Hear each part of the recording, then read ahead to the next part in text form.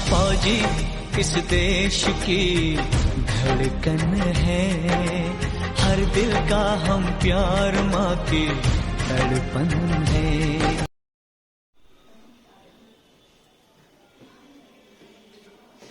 Good morning dear students. आज अपनी class को आगे बढ़ाते हुए हम लोग एक नया चैप्टर फिर पढ़ेंगे। उसके पहले कुछ बातें हैं, उसको भी हम लोग को जानना जरूरी भी है। जिस प्रकार से क्लासेस के माध्यम से हम लोग दूसरे से जुड़ रहे हैं, ऑनलाइन ही सही, उसमें जितने भी अपने स्टूडेंट्स हैं डिस्ट्रिक्ट टाउन्स के, उनसे तो जो है कि मुखातिब हो ही जाते हैं ऑनलाइन के माध्यम से। बाकी जो है कि अपना जो मेरा पटना का स्टूडेंट सब है, वो सभी लोग जो है कि अपने घर पर भी कुछ लोग हैं। मुझे पता है कि ऑनलाइन माध्यम से या जो है कि अपना एक एप्लीकेशन है टीचमेंट, जिसके माध्यम से लाइव हम लोग जो है कि आते हैं। बहुत सारे ऐसे स्टूडेंट्स हैं जो अपने घर पर हैं, तो उनको एक पूरी तरह से एकदम फ्री हो गए हैं, टेंशन फ्री हो गए हैं कि नहीं, जब क्लास खुलेगा तभी जाकर के ऑनलाइन ऑफलाइन क्लास करेंगे, तब तक जो भी चीजें हैं एकदम इत्मीनान से और आराम से करते रहो। ऐसे नहीं होता है। दरअसल बात क्या है कि किसी भी गवर्नमेंट की बात करें तो गवर्नमेंट हर उस चीज पर ध्यान दे देगी जिसमें उसको कहीं ना कहीं वोट मिलने की संभावना हो, लेकिन एजुकेशन से रिलेटेड उसका किसी भी प्रकार का कोई ध्यान नहीं है। इसलिए आप लोग से सिर्फ और सिर्फ यही गुजारिश है कि आप किसी के भरोसे ना बैठें। आप अपने जो है कि कॉन्फिडेंट के साथ घर पर रह करके आपका जो भी पसंदीदा चैनल है, जो भी पसंदीदा जो है कि ऑनलाइन टीचर है, उनसे आप जरूर पढ़ाई करते रहिए, क्योंकि इससे आपका जो सिलसिला है पढ़ाई करने का वो बिल्कुल ना टूटे। क्योंकि आप हों या हम हों, ये दोनों लोग मिलकर के कहीं ना कहीं एक उम्मीद के साथ वर्तमान समय में जीवन व्यतीत हो रहा है कि आगे जरूर कुछ अच्छा होगा। ये दोनों लोगों को नहीं पता है कि आगे कब और कैसे अच्छा होगा, लेकिन ये उम्मीद जरूर है आपको भी और मुझे भी कि सब कुछ अच्छा होगा और हम सब लोग मिलकर के अच्छा करेंगे। इसलिए आप लोग खुद भी समझदार हैं, क्या कहना चाह रहे हैं हम। बैठ करके घर पर अच्छे से जो भी चीजें आप लोग के पास पहुंचती हैं उसको आप अच्छे से बैठ करके, हमको पता है कि मन नहीं लगता होगा पढ़ने में घर पर, क्योंकि उस टाइप का कोई माहौल नहीं होता है, लेकिन सबके साथ ऐसा नहीं होता है। कुछ कुछ लोगों के साथ ही ऐसा होता है। 2 घंटा ही सही, 1 घंटा ही सही, लेकिन उसको थोड़ा कंटिन्यू करिए, आपके लिए बेहतर होगा। तो आज की क्लास में हम लोग जो है कि देखेंगे भूकंप, अर्थक्वेक। भूकंप का डिफिनीशन छोटा सा है, वो ये है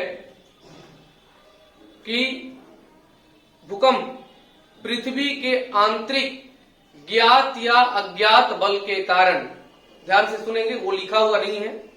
भूकंप का डिफिनीशन क्या है? पृथ्वी के आंतरिक क्षेत्र में ज्ञात या अज्ञात बल के कारण तथा प्लेट विवर्तनीय यानी प्लेटों का टकराना और हटना, प्लेट विवर्तनीय के कारण जब पृथ्वी के धरातल में कंपन होती है तो उसको भूकंप कहा जाता है। भूकंप 2 कारणों से पैदा होता है। एक है आपका प्राकृतिक कारण और दूसरा है मानवीय कारण। प्राकृतिक कारण में ज्वालामुखी फटने की क्रिया, नंबर 1, ज्वालामुखी क्रिया के कारण भूकंप आता है। नंबर 2, वलन क्रिया के कारण जो है कि भूकंप आता है, यानी पृथ्वी के घूमने के क्रम में इसमें वलन का एक कार्य होता है। तीसरा, भूपटल में संकुचन, वही मतलब जो प्लेट का टकराने की हम बात बोले तो भूप्लेट में संकुचन के कारण जो है कि भूकंप आता है। ये तो हो गया प्राकृतिक कारण। मानवीय कारण में सड़क का निर्माण, बांध का निर्माण, उसके बाद जो है कि बहुत अधिक खनन, इन सारे मतलब क्रियाकलापों के कारण, जो मानवीय क्रियाकलाप हैं, इनके कारण भी भूकंप आता है। भूकंप से रिलेटेड कुछ ऐसे पॉइंट्स हैं जो आपके एग्जाम में पूछेंगे, इसलिए हम अपने पुराने सिद्धांतों पर अर्थात concept based, exam based and short note in the sense, ये आपके जो सामने आ रहा है। तो भूकंप के बारे में और क्या महत्वपूर्ण चीजें हैं जो आपके सामने लिखा हुआ है, और आप भी इसको जरूर अपने नोट्स में नोट कर लेंगे, ताकि जो है कि आपको कुछ अच्छी चीज इस चैप्टर से रिलेटेड मिल जाए। और ऐसे भी पिछली क्लास में हम लोगों ने जो इनर स्ट्रक्चर ऑफ अर्थ, पृथ्वी की आंतरिक संरचना के बारे में क्लास किए थे, उसी को एक अगले क्लास के रूप में हम लोग आज भूकंप का क्लास कर रहे हैं। तो पहला आपका जो है कि भूकंप से रिलेटेड जो है कि पॉइंट है वो ये है कि भूकंप मापी यंत्र, यानी भूकंप जिस यंत्र से मापा जाएगा उसको हम लोग सिस्मोग्राफी कहते हैं, सिस्मोग्राफी कहते हैं। जबकि भूकंप से संबंधित अध्ययन जिससे किया जाता है उसको सिस्मोलॉजी कहा जाता है। इस चीज को आपको 2 पॉइंट पहले जानकारी होनी चाहिए। और जनरली मुझे पता है कि कुछ ऐसे लोग हैं जो सीरियस हैं कि मुझे कुछ कर गुजरना है अपनी जिंदगी में, तो इस चैप्टर से ये दोनों बात उनको जरूर पता होगा। दूसरी बात है भूकंप की तीव्रता, यानी भूकंप की एक तीव्रता होती है जो आप सुनते होंगे कि फलाना जगह पर भूकंप आया जिसका तीव्रता 4.5 था, 4.8 था, 3.4 था। तो तीव्रता जो है कि उसके तीव्रता लाइक एज पावर, यानी भूकंप कितना तीव्र गति का सा था, तीव्र से ही वो तीव्रता बना। और आपको बता दें कि भूकंप की तीव्रता रिक्टर स्केल पर, और पहली बार वर्ष 1934 में चार्ल्स रिक्टर ने ऐसे यंत्र का जो है कि बनाया था, ऐसे यंत्र को, क्योंकि वर्ष 1934 में उसके पहले 1869 में एक प्रलयकारी भूकंप भारत में आया था। लेकिन वर्ष 1934 में जब बिहार में भूकंप आया और काफी तबाही मची थी, उस समय जो है कि भारत के दौरे पर आए थे चार्ल्स रिक्टर, वो वैज्ञानिक थे। उन्होंने बताया कि ऐसे जो है कि एक यंत्र का मतलब यंत्र को बनाया जाए जिसके माध्यम से पता चले कि भूकंप का मतलब तीव्रता कितना है, शक्ति कितना है, विनाशकारी कितना है। इसलिए उसको रिक्टर स्केल कहा गया। और रिक्टर स्केल पर जो अंकन होगा, मेजरमेंट होगा, वो 1 से 9 हुआ। 1 से 9 के बीच में आप इसको नोट कर लेंगे ध्यान से। 6 रिक्टर स्केल पर अगर जो है कि भूकंप आया उसके बाद वह विनाशकारी हो जाएगा। कई बार क्वेश्चन में पूछा हुआ है कि भूकंप कितने तीव्रता के बाद विनाशकारी हो जाता है, तो 6 तीव्रता के बाद विनाशकारी होता है और रिक्टर स्केल द्वारा इसकी माप की जाती है। अगला पॉइंट आपके सामने है, जहां से भूकंप की उत्पत्ति होती है उसे भूकंप केंद्र कहते हैं, इंग्लिश में फोकस कहते हैं। उसके बाद आपका इसको फिगर के माध्यम से हम समझाएंगे इसको। उसके बाद है जहां पहली बार तीव्रता को अनुभव किया जाता है, पहली बार जो भूकंप का तीव्रता होगा उसको अनुभव किया जाएगा, उसको कहा जाएगा अधिकेंद्र, ईपी सेंटर। आप यहाँ पर जरा सा बात कर लेंगे, विभिन्न तरंगों के कारण जो है कि भूकंप आता है, जो पृथ्वी के अंदर से जो है कि आता है। और पृथ्वी के अंदर से जब भूकंप का तरंग निकल करके, और आप दिमाग लगाइए कि अंदर से निकल करके इसको ठोकर मारेगा नीचे से, तो इस पर के लोग डिस्टर्ब होंगे। दैट इज कॉल्ड भूपर्पटी। यही क्रस्ट है आपका, और इसी पर हम बताए थे कि हम सभी लोगों का क्रियाकलाप है। आप सिंपल समझिए, अगर आप यहाँ पर यानी हम स्टेज पर खड़े हैं और नीचे से कोई पावरफुल व्यक्ति इसको जो है कि उठा दे, जाहिर सी बात है कि हम डिस्टर्ब हो जाएंगे और ये पूरी तरह से स्टेज जो यहाँ पर लगा हुआ है ये कंपन करने लगेगा। ठीक उसी प्रकार से आप देखेंगे ये जो है वो पृथ्वी का धरातल है, पृथ्वी का धरातल। और पृथ्वी के धरातल के अंदर जो आंतरिक संरचना है जिसमें हमने क्रस्ट, मेंटल और कोर के बारे में हम बताए थे, इसमें विभिन्न सारे तरंगे ऊपर आने के लिए जो कि पूरी तरह से प्रयास रहती है। और जैसे ही प्लेट विवर्तनीय क्रिया के कारण प्लेट हटता है वो पूरी तरह से एकदम तीव्र गति से ऊपर आता है, जिसका चर्चा हम जस्ट कुछ देर के बाद करने वाले हैं। तो यहाँ से यानी जहां से वह तरंग उत्पन्न हुआ उसको हम लोग कहेंगे भूकंप केंद्र। और ये वाला पोर्शन जो है वो पृथ्वी के आंतरिक जो है कि भाग का पोर्शन है, यह कहलाएगा भूकंप केंद्र, फोकस। जबकि आप ध्यान देंगे यह भूकंप केंद्र ऊपर जाकर के और धरातल को टक्कर मारकर पूरा नीचे आया। आप देखिए इसको, यह जो है कि गया यहाँ पर, आप इसको जो है कि ध्यान से देखेंगे, और इसी धरातल पर जो मानवीय क्रियाकलाप है वो डिस्टर्ब होगा, और जहां पर डिस्टर्ब होगा उसको हम लोग कहेंगे अधिकेंद्र ईपी सेंटर। यहाँ पर इस पॉइंट को जरूर अच्छे से देखेंगे, जहां से भूकंप केंद्र की उत्पत्ति उसे भूकंप केंद्र, और जहां पहली बार तीव्रता की अनुभव होती है उसको अधिकेंद्र के नाम से जाना जाता है। अगले पॉइंट में आप लोग देखेंगे, जहां जहां एक साथ भूकंप आती है, यानी पृथ्वी पर ऐसा जरूरी नहीं है कि एक बार में एक ही जगह भूकंप आता होगा, पृथ्वी के और जगहों पर भूकंप आता होगा। इसलिए ज्योग्राफिकल जो है कि थॉट्स के अनुसार आप कहेंगे कि जहां जहां एक साथ भूकंप आएगी उन सभी रेखाओं को मिलाने वाली रेखा को हम लोग कहेंगे सह भूकंप रेखा। क्या कहेंगे? सह भूकंप रेखा। ये कहा गया। अब ये नहीं पता है कि कहां कौन सी तीव्रता आया है, बस ये पता है कि अगर जो है कि भारत के गुजरात में आया, मैक्सिको में आया, या जो है कि रवांडा में, युगांडा में आया, सभी जगह पृथ्वी पर अगर एक समान भूकंप, एक साथ भूकंप आया, उसको मिलाने वाली रेखा को सह भूकंप रेखा कहेंगे। जबकि अगर, क्योंकि अलग अलग जो है कि क्षेत्र में अलग अलग तीव्रता हो सकती है, तो मान लेते हैं कि एक समान जहां जहां तीव्रता होगी वहां पर उन रेखा को मिलाने वाली रेखा को सम भूकंप रेखा कहा जाता है। यानी सह भूकंप रेखा और सम भूकंप रेखा, इसको जरा सा ध्यान रखिएगा। बहुत माइनर जो है कि इसमें फॉल्ट है, यहाँ पर सह भूकंप और सम भूकंप, इसको आपको थोड़ा सा ध्यान रखना होगा। अगला पॉइंट बहुत इंपॉर्टेंट पॉइंट, ये भूकंप उत्पत्ति से पहले वायुमंडल में सबसे पहले और सबसे ज्यादा जिस गैस का जो है कि उत्पत्ति हो जाता है, मतलब बन जाता है, वो उसका नाम रेडॉन है। यानी भूकंप उत्पत्ति से पहले वायुमंडल में रेडॉन गैस फैल जाती है। इसको भी आप लोग अच्छे से देख लेंगे।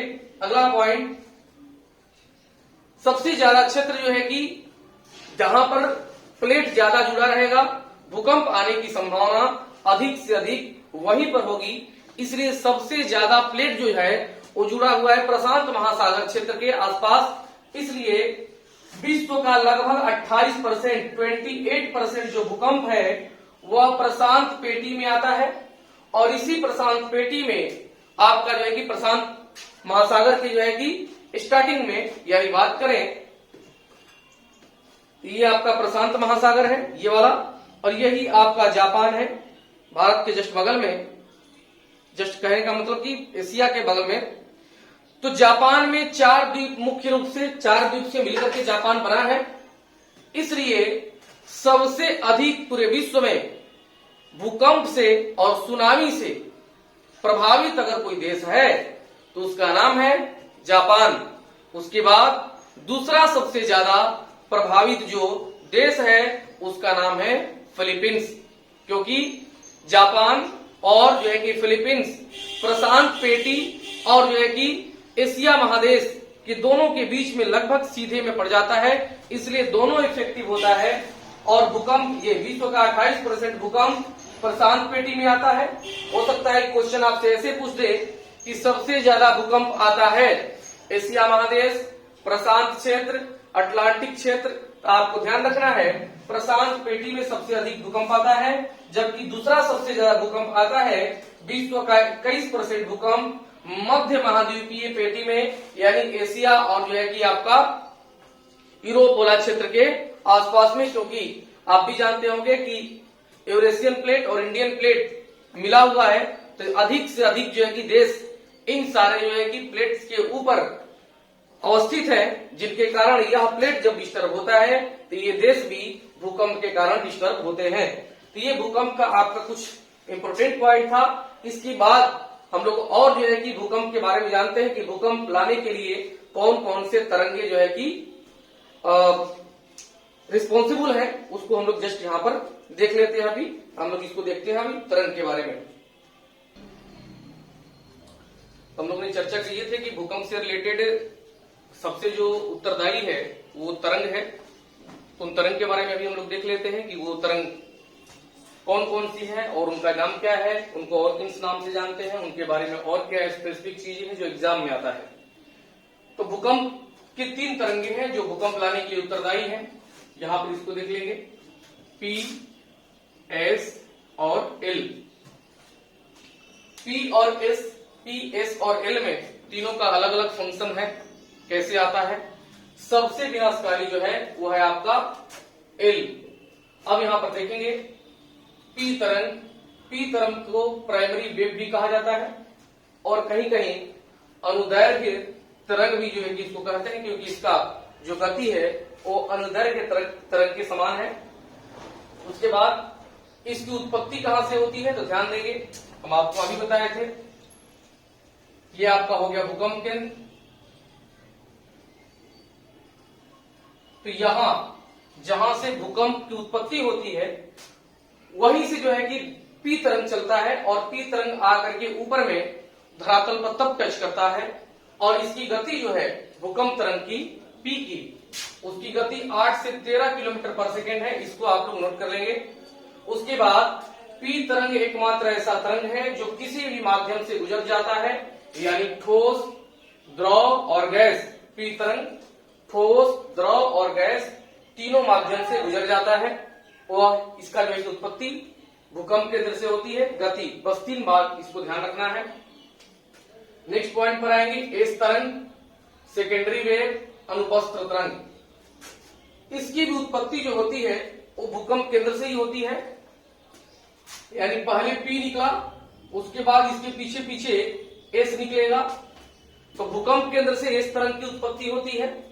इसकी गति पी तरंग की अपेक्षा थोड़ा कम होती है, 6 से 8 किलोमीटर। यहां पर ध्यान देने योग्य बात यह है कि जो तीव्र गति से चलेगा वह कम जो है कि विनाश करेगा, जो धीरे धीरे चलेगा वह ज्यादा विनाश करेगा। यानी पी सबसे कम विनाशकारी है, उसके बाद सबसे ज्यादा विनाशकारी है एस तरंग, जिसकी जो है कि गति 6 से 8 किलोमीटर है। और एकमात्र तरंग जो है कि यस है जो सिर्फ और सिर्फ ठोस से चलता है, बाकी पी ठोस, द्रव, गैस तीनों से चल रहा था। और आपके सामने आपका तीसरा है एल तरंग। सबसे विनाशकारी यही है क्योंकि उसकी उत्पत्ति भूकंप केंद्र से नहीं होती, क्योंकि भूकंप केंद्र से जब उत्पत्ति होती है मेरा आदर्श विद्यार्थी तो ऊपर आने के क्रम में वह कमजोर पड़ जाता है। इसलिए पी हो, यस हो, ये सारे जो है कि तो एल तरंग जो है कि धरातलीय तरंग के भी नाम से जाना जाता है, दीर्घ तरंग के भी नाम से जाना जाता है। और इसकी उत्पत्ति ध्यान रखेंगे ये अलग है, इसकी उत्पत्ति अधिकेंद्र से होता है, अर्थात यहां से एल तरंग निकलता है और एल तरंग जब अधिकेंद्र से ही निकला, और आपको बताया कि सबसे ज्यादा प्रभावित यहीं पर होते हैं लोग, तो कमजोर भी नहीं पड़ता है और इसकी गति भी काफी धीमी होती है, इसलिए पूरा डिस्टर्ब करते रहता है, दाएं बाएं, ऊपर नीचे, आगे पीछे। ये एल तरंग के कारण ही पूरी तरह से धरातल डिस्टर्ब होता है और इसकी पावर जितना अधिक होगी भूकंप के कारण क्षति भी उतना अधिक होगा। यानी भूकंप से क्षति पहुंचाने के लिए सबसे ज्यादा विनाशकारी एल तरंग है, जो ठोस और द्रव के में केवल गुजरता है। ठोस में जब गुजरेगा तो भूकंप लेकर आता है और द्रव से जब गुजरता है तो यहीं से ही सुनामी आती है, जिसका चर्चा हम बाद में करेंगे। यह सबसे विनाशकारी है और इसकी गति 1.5 से 3 किलोमीटर प्रति सेकेंड है। भूकंप से रिलेटेड जितनी भी चीजें थी जो एग्जाम में पूछता है उसको हमने चर्चा यहां पर कर दिया।